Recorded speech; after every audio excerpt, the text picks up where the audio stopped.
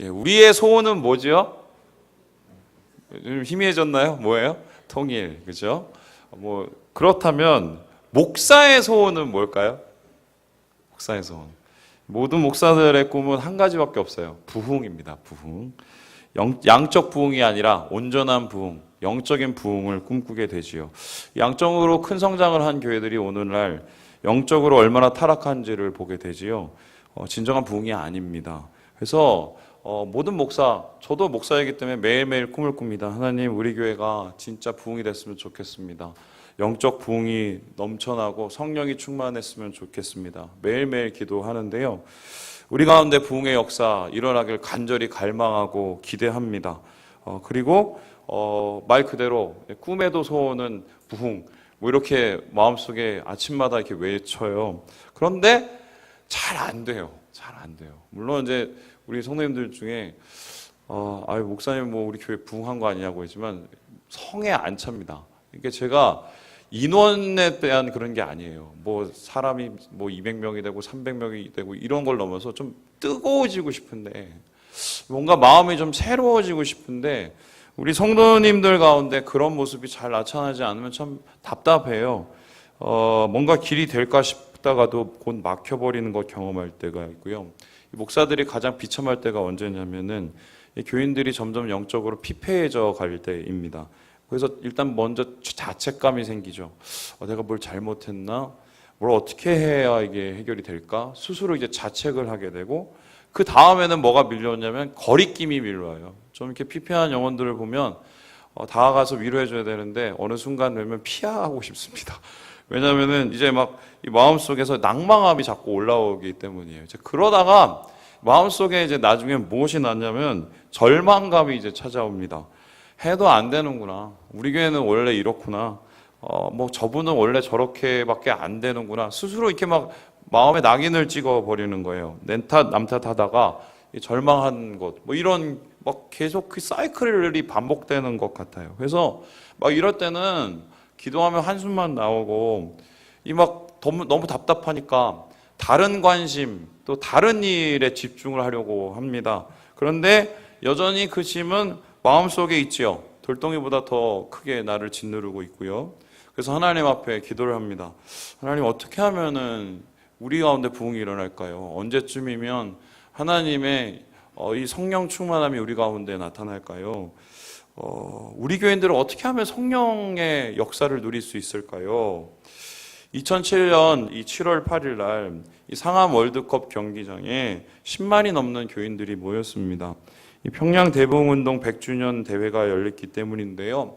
이 수많은 인파가 이곳에 몰려서 찬양을 하고 예배를 드렸던 이유는 무엇이냐면 바로 부흥 때문이었습니다. 기라성 같은 교계 지도자들이 모였습니다. 전투력으로 따지자면 그날 한국의 모든 이 교회 지도자들의 전투력을 한 곳에 모아놓은 곳이에요. 그리고 대회도 엄청 다양하게 짜임새 있게 준비가 되었어요. 모든 것이 완벽한 상황이었습니다. 그런데 그날 그렇게 예배를 드리고 행사를 하고 나서 그 다음날 기사가 떴어요. 어떻게 떴냐? 1907년 평양 대부흥운동은 없었다. 행사는 분명 성공적이었을지 모릅니다. 그런데 결과가 그렇지 못했습니다. 그냥 행사로 그친 행사에 지나지 않았어요.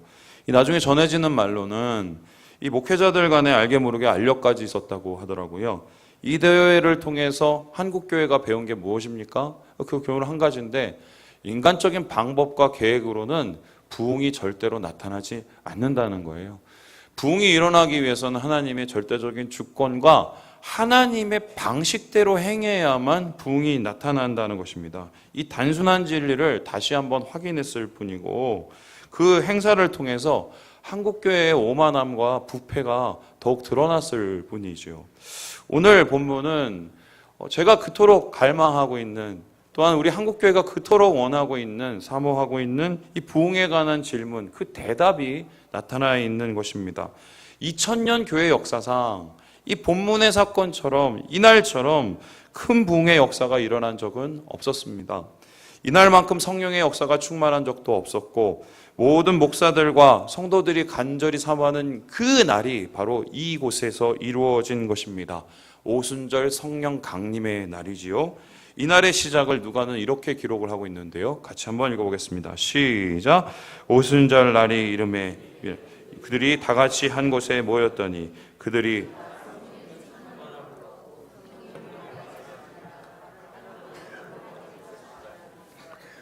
부흥이 일어났습니다. 성령이 임했습니다. 충만함으로 나타났습니다. 불같은 성령, 방아람 같은 성령이라고 말을 합니다. 그리고 제자들 가운데 성령의 역사가 나타나기 시작했는데요. 그들은 충만해졌고요. 담대해졌습니다. 구원의 기쁨과 확신 가운데 예수 그리스도의 부활을 증거하기 시작했습니다. 급기야 폭발적인 부흥의 역사가 일어났는데 120명의 문도, 이 마가의 다락방에 모인 120명의 문도뿐 아니라 그들에 의해서 전해진 복음 때문에 3천여 명의 이 신자들이 이날 나타납니다. 이 사람들이 그리스도의 복음을 듣고 구원을 얻은 것이죠. 이 3천 명의 신자가 이렇게 부흥에 동참했던 이유는 베드로의 설교가 원인이었습니다. 이 성령이 충만한 베드로는 성경을 인용하여 예수 그리스도를 증거했는데 그의 메시지는 선지자 요엘의 예언을 통한 것이었습니다. 요에서의 예언이 우리 가운데 어떻게 이루어졌는지를 베드로가 얘기했는데요. 그 핵심 내용은 한 세 가지로 요약이 됩니다. 첫 번째, 모든 육체에 부어주겠다라고 얘기합니다. 이 말씀에 따르면 요엘의 예언처럼 하나님께서 부흥의 날에 성령을 한 사람도 빠지지 말고 모든 사람들에게 성령을 부어주시겠다고 말을 합니다.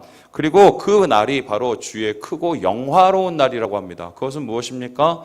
주의 십자가의 구원이 완전히 이루어진 날, 부활의 능력이 완전히 나타난 날, 그 능력의 증거로 바로 성령이 임하였다고 얘기를 하고 있습니다. 그래서 십자가 죽음과 부활이 이루어지고 하나님의 승천이 이루어진 후에 성령이 임하여서 모든 육체에게 임한 부흥이 나타났다고 얘기를 하고 있습니다. 마지막으로 그렇다면 누가 이 부흥에 동참하고 성령의 충만함을 얻었는가라고 했었을 때 주의 이름을 부르는 자가 이 성령을 얻었다고 말을 하고 있습니다. 구원을 얻는 자, 성령을 얻는다. 이 메시지는 오늘날도 유효합니다. 예루살렘에 모인 그날의 사람들을 위한 것이 아닙니다. 39절에는 전 세대 모든 영혼들, 모든 열방을 향한 메시지라고 말하고 있습니다. 예수 그리스도 믿는 자 누구든지 구원을 얻습니다. 아멘입니까? 예수 그리스도를 믿고 구원받은 자 누구든지 성령을 누립니다. 아멘이세요? 예, 그래서 이 성령이 임한 자는 그 능력을 매일매일 누립니다. 이게 베드로가 얘기한 메시지이며 우리에게 전한 말씀입니다. 그런데 이 베드로의 외침이 저만의 생각일지 모르지만 한국교회 가운데, 우리 가운데 좀 공허하게 느껴지는 이유는 왜일까요? 예수 믿는 사람이 1,000만이 넘는 이 나라 가운데, 구원받는 사람이 최소한 몇백만이 넘는 이 나라 가운데 성령의 역사와 부흥의 기억 점점 희미해지고 있는 것 왜일까요? 분명 예수 믿으면 구원받고 성령 받고 그들이 능력을 누린다고 얘기했는데 우리의 오늘은 어떠합니까? 그 부흥을 누리고 있습니까? 성령의 충만이 우리가 경험하고 있습니까? 아멘이라고 자신 있게 우리가 대답하지 못한다면 뭔가 우리가 잘못되고 있는 것이라는 말입니다. 베드로의 설교를 들은 유대인들은 심각한 고민에 빠져 있었습니다. 왜입니까? 베드로의 말에 따르면 예수님은 만왕의 왕이시고 이 천상보좌에서 세상을 다스리시는 분이신데 그 예수님을 그들은 부인했습니다. 부인했을 뿐만 아니라 대적하고 십자가에 못 박혀 죽였습니다. 그들은 예수 그리스도의 복음에 저항했고 불법을 동화용해서 예수님을 불법적으로 십자가에 달려 죽였지요. 그러므로 이제 그들에게 닥칠 것은 뻔했습니다. 죽음뿐이지요.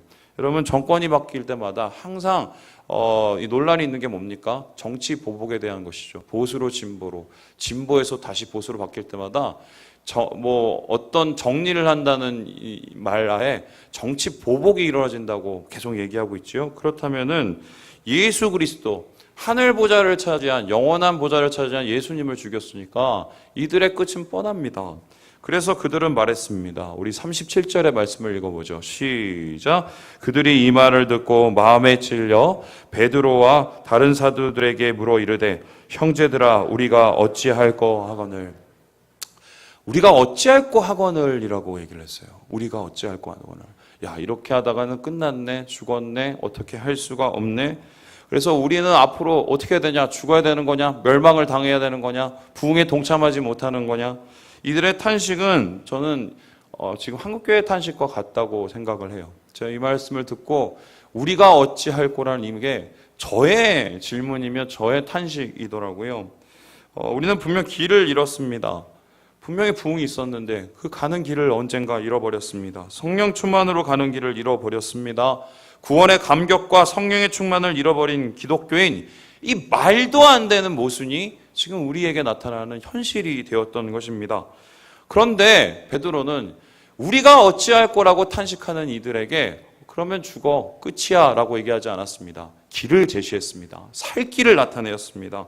베드로가 고민과 탄식에 빠진 무리들에게 외친 그 대답은 무엇인가요? 우리 함께 38절을 읽어보도록 하겠습니다. 시작. 베드로가 이르되 너희가 회개하여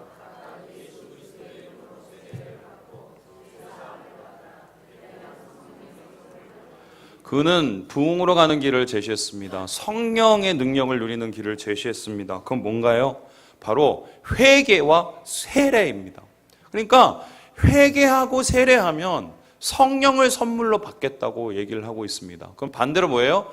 회개 안 하고 세례를 안 받으면 아무리 교회를 다녀도 어떻게 해요? 성령을 누려요, 안 누려요?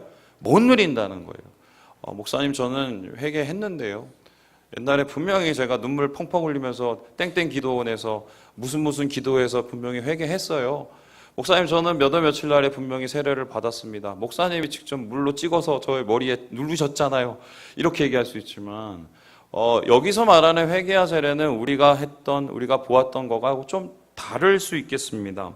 이 회개라는 것은 무엇입니까? 죄에서 돌이켜서 하나님께 향하는 것을 말합니다. 세례란 무엇입니까? 하나님 앞에서 우리가 죄 씻음을 나타냈다는 고백입니다. 주님 앞에 죄를 뉘우치고 회개해야 했다는 그 표시가 바로 세례이기 때문에 회개는 곧 세례이며 세례는 곧 회개라고 할 수 있겠습니다. 분리할 수 없지요. 회개는 세례의 전제고 세례는 회개의 표현이기 때문입니다. 그래서 회개 없는 세례란 없고 세례 없는 회개란 있을 수 없습니다. 있다면 잘못된 것이지요. 그런데 베드로가 말합니다. 진짜 회개하면, 진짜 세례를 받으면 성령이 진짜 임한다고 얘기를 했습니다. 우리가 정말 회개를 했다면, 우리가 진짜 뉘우치고 세례를 받았다면 우리 가운데 성령이 임하고 능력이 임한다고 말을 했습니다. 부흥이 나타난다고 말을 했습니다. 바꿔 말하자면 부흥이 일어나지 않는다면 회개와 세례에 문제가 생겼다는 것입니다. 이에 대해서 유상섭 교수가 다음과 같은 글을 남겼습니다. 같이 한번 읽어보지요. 시작. 만일 어떤 사람이 새 언약교회에 참여했는데도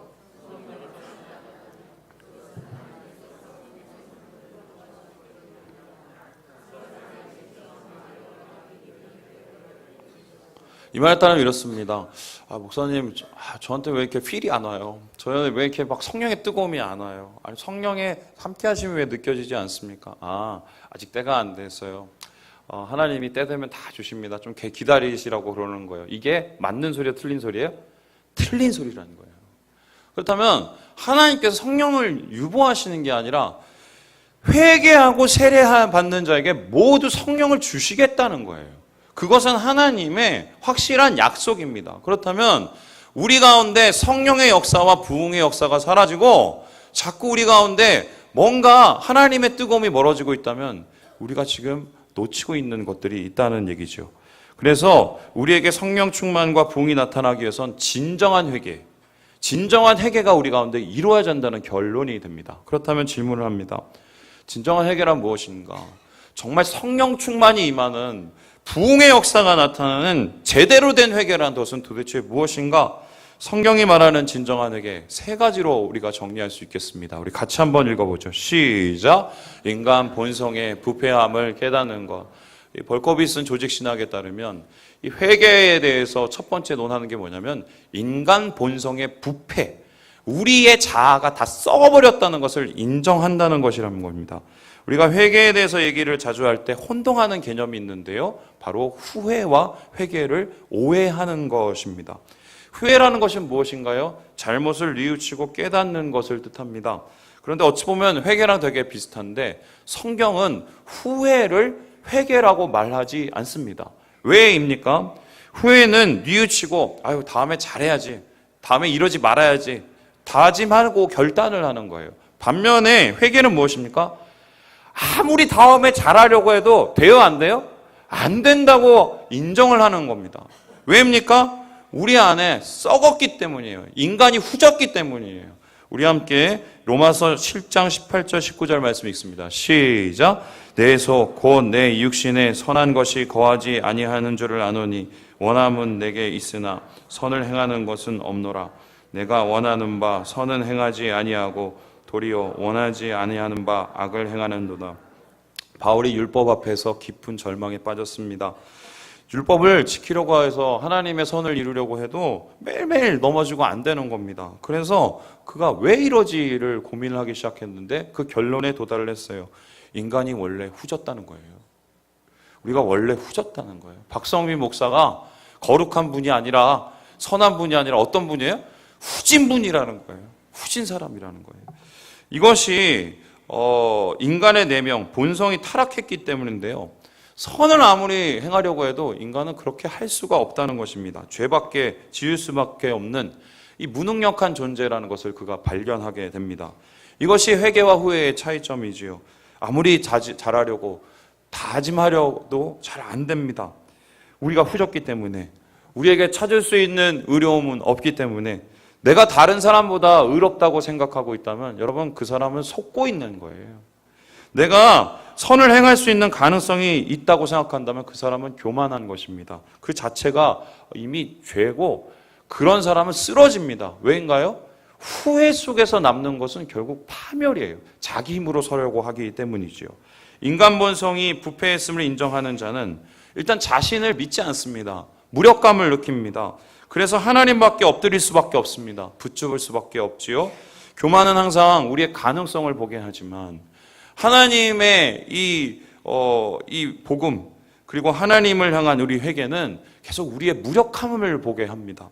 그래서 이 진정한 회개, 후회만 하게 만드는 그 회개가 아니라 하나님 안에서의 의지함과 능력을 누리는 성령 충만함을 받는 회개는 이러한 하나님 앞에 완전한 엎드림을 통해서 이루어진다고 말을 하고 있는 것입니다.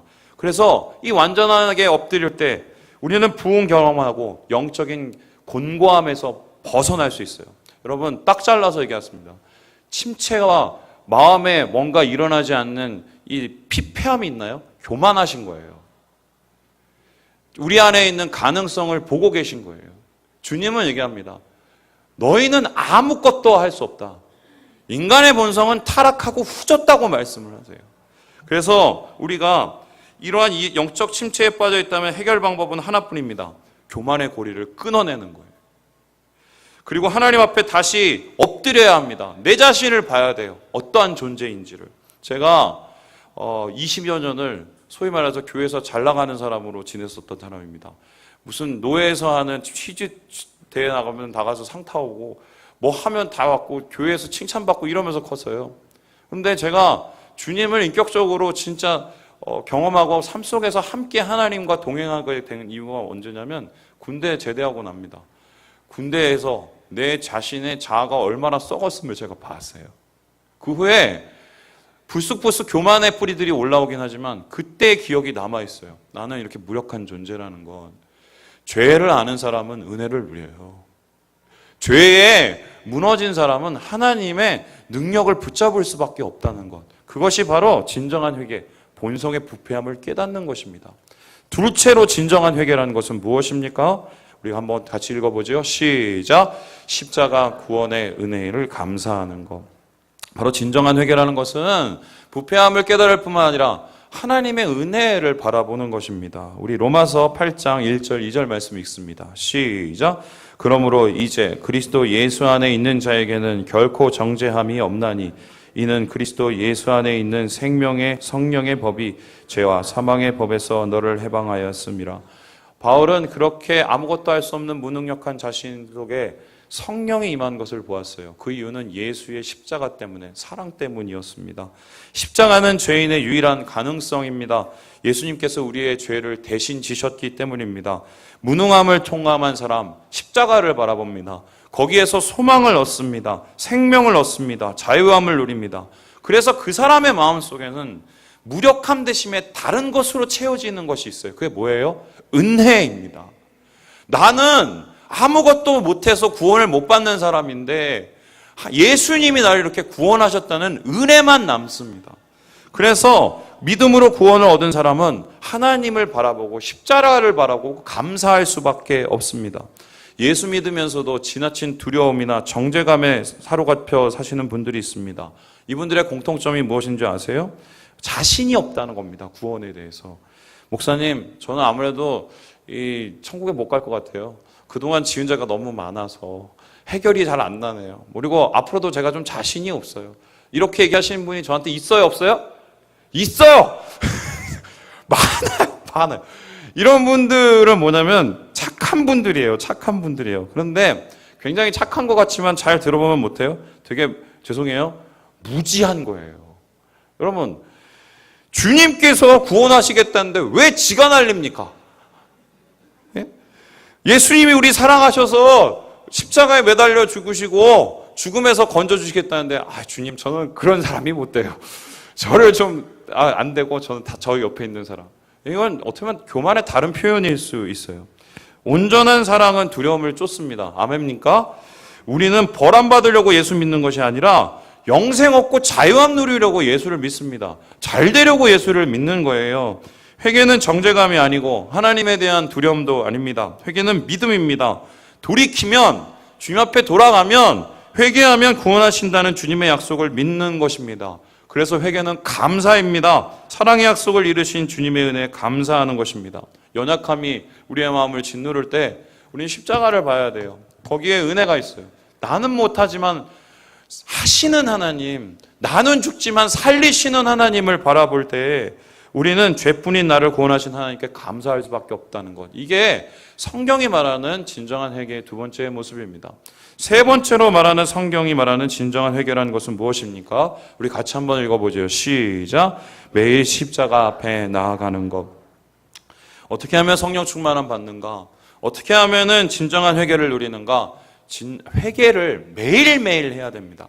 한국교회가 회개에 대해서 잘못 가르쳐 준 게 두 가지 극단이 있어요. 첫 번째는 뭐냐면 구원파적 회개고, 두 번째는 뭐냐면 알미니안적 회개입니다. 구원파적 회개는 뭐예요? 한 번 회개한 것은 죄는 하나님 앞에 다시 고하지 않아도 된다고 생각하는 것입니다. 여러분, 아마 부흥사들한테 이런 얘기 들었을 거예요.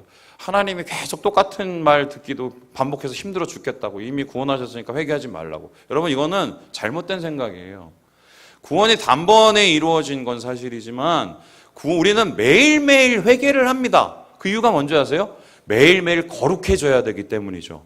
구원받기 위해서 회개하는 것이 아니라 주님을 닮아가기 위해서 매일매일 성찰하고 돌이킵니다. 구원파적인 회개의 이 개념은 틀린 거예요. 반면에 또 어떻게 생각을 하냐면 이렇게 생각해요.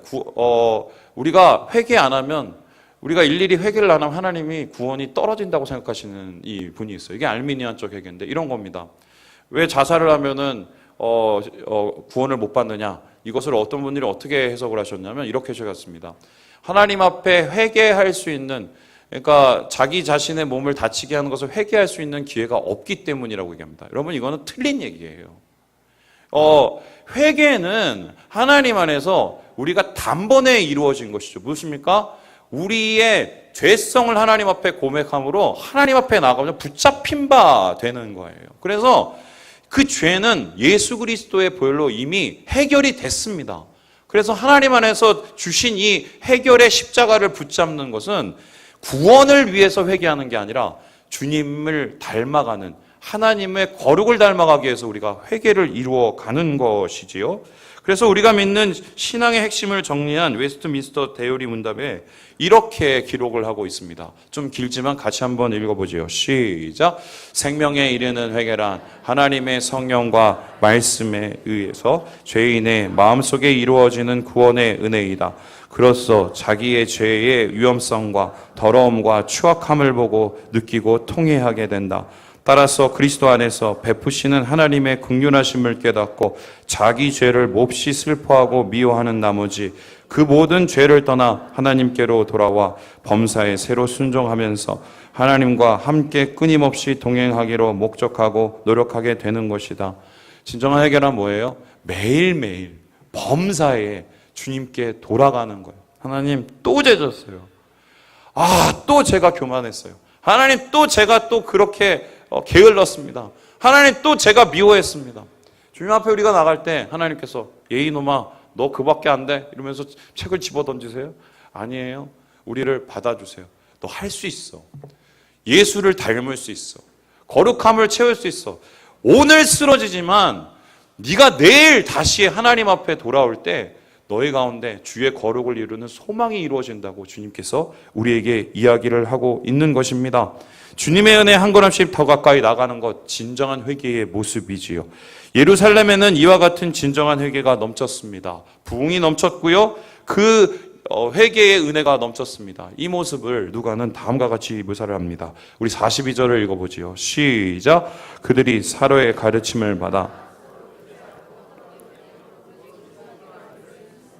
이 말씀에 의하면 기도가 제일 최고라고 생각할 수 있지만 이 공동 번역에 보면 이걸 좀 정확하게 다시 번역하고 있습니다. 다시 읽어볼까요? 시작. 그들은 사도들의 가르침을 듣고 서로 도와주며 빵을 나누어 먹고 기도하는 일에 전념하였다. 그들은 말씀에 충만했습니다. 성령 안에서 교제했습니다. 거룩한 성찬을 나누고 애찬을 나누었습니다. 기도가 불타올렸습니다. 왜인가요? 매일매일 십자가 앞으로 나아갔기 때문에, 함께 십자가 앞으로 나아갔기 때문에 자신의 죄를 내려놓고 주님의 거룩을 갈망하는 회개의 삶이 있었기 때문입니다. 그래서 저는 이 성령 충만한 예루살렘의 교회의 이야기를 볼 때마다 마음이 뜨거워져요. 하나님 앞에 매일매일 십자가에 돌아갈 때 말씀이 충만한 교회, 우리 교회도 좀 이렇게 됐으면 좋겠다. 성령의 교제, 인간적인 교제고 신앙적인 교제가 넘치는 그런 충만한 교회가 됐으면 좋겠다. 성찬 가운데 주의 음해가 임하고 함께 식사하는 가운데 하나님의 사랑이 임했으면 좋겠다. 모여서 기도하면 뜨거워졌으면 좋겠다. 저는 이런 생각할 때 마음이 정말 뛰어올라요. 주님께 이러한 하나님이 만드신 하나된 교회 정말 이루어지기를 소망하고 간절히 구합니다. 저는 진짜 이런 교회가 우리 가운데 예를 들면 목숨이라도 걸겠어요. 정말 목숨이라도 걸겠어요. 여러분이 하나님 안에서 성령 충만해지고 부흥의 역사를 누릴 수 있다면 목숨이라도 걸겠습니다. 오늘 성령 강림주일입니다. 주님이 오순절 이 마가의 다락방에 임했어요. 진정한 회개와 세례가 펼쳐지는 이곳에 임하여서 하늘이 열렸고 성령이 임하였고 부흥이 나타났고 성령의 임재와 충만이 나타났습니다. 오늘 여러분 이 성령의 충만과 부흥을 우리가 함께 경험했으면 좋겠습니다. 회개하면 돼요. 돌이키면 돼요. 우리의 교만을 내려놓으면 돼요. 하나님의 능력을 붙잡으면 됩니다. 주님은 주의 이름을 부르는 자에게 구원을 주시고 성령을 주실 것입니다. 약속하셨어요. 이 약속을 믿고 의지하셔서 하나님의 은혜를 누리시는 사랑하는 모든 지체들 되시길 주님의 이름으로 축원합니다. 기도하겠습니다.